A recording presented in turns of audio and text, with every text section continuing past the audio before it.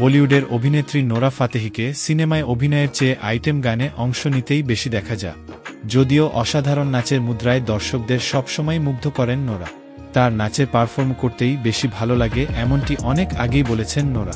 তবে গুরুত্বপূর্ণ চরিত্রে অভিনয় করারও ইচ্ছা প্রকাশও করেছেন, যদিও তাকে যোগ্য মূল্যায়ন বা সুযোগ দেয়া হয়নি বলে একাধিক সাক্ষাৎকারে জানান তিনি।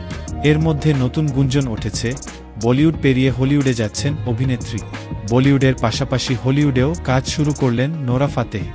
সেখানে শুরু হলো তার মিউজিক অ্যালবামের যাত্রা।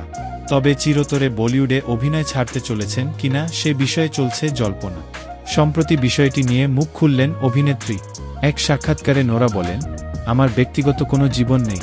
আপনি যদি মনে করেন আমি অন্য কারো জন্য নিজের জায়গা ছেড়ে দেব, তাহলে আপনি ভুল।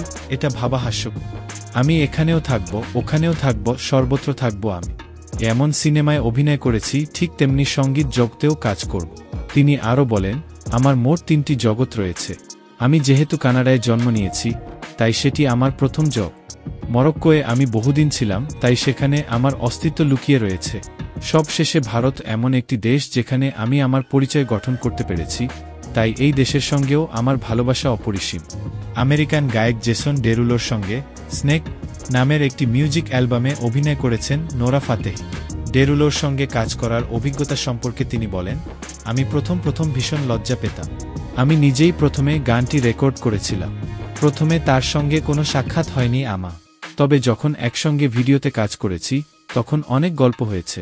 নোরা ফাতেহি নৃত্যশিল্পী, মডেল, অভিনেত্রী ও গায়িকা। বিভিন্ন সাক্ষাৎকারে তিনি হিদে ভারতীয় বলে নিজেকে অভিহিত করে থাকেন। Royal Tigers of the Sundarbans চলচ্চিত্রে অভিনয়ের মাধ্যমে তার বলিউডে অভিষেক ঘটেছিল।